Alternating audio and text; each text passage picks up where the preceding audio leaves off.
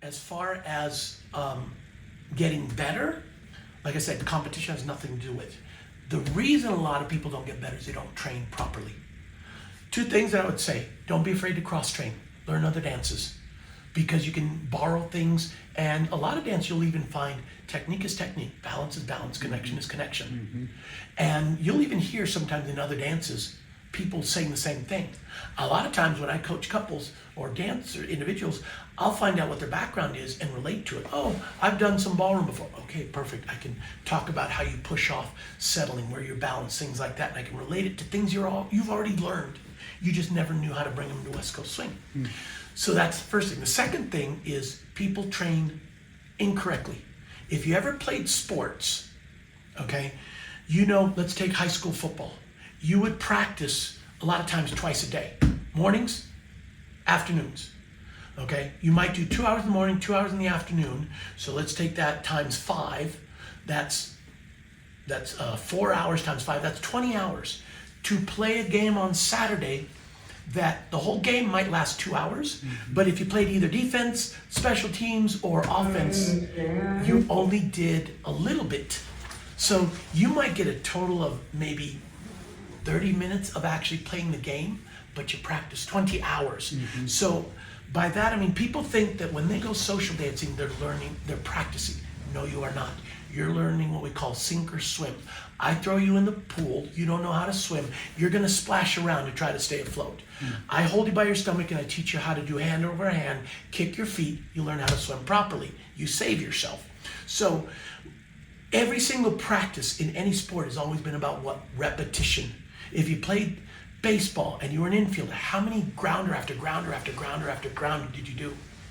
If you were volleyball, how many times did you practice your bump, set, spike? It wasn't just slam dunking. How many times did Michael Jordan, even in the pros, have to do layup after layup after layup? Because he didn't always have the opportunity to dunk and do all those crazy shots. They kept working, even at the pro level, on your fundamentals. Everything up through high school, college, it's all about the drills.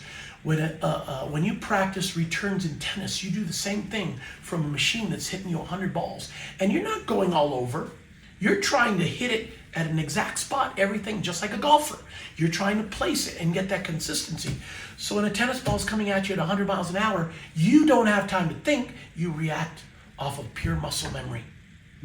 So people have to stop using excuses on not practicing. I don't have a partner. Your partner doesn't help you with your footwork. Your partner doesn't help you with your body movement and isolations and control and balance. You should be practicing on your own in front of a mirror if you can, because then you get to see that and you're learning about your own body. When you are practicing in a social setting, you don't repeat anything over and over. You do things randomly, or if you're a follower, you're not led into 50 sugar pushes. When you practice on your own, you should be focusing on one thing, whether it's a syncopation unlearned or on weight transfer, pressing into the floor, using the foot, and just doing that thing over and over and over. The problem is people are lazy. They get bored and they give up. They stop at, oh God, this is so boring.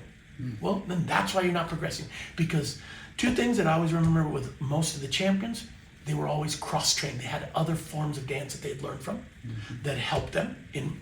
Sometimes it could just be in performance, but they also learned about connection, movement, and all that. And they were sticklers about practicing, drilling, not improvising.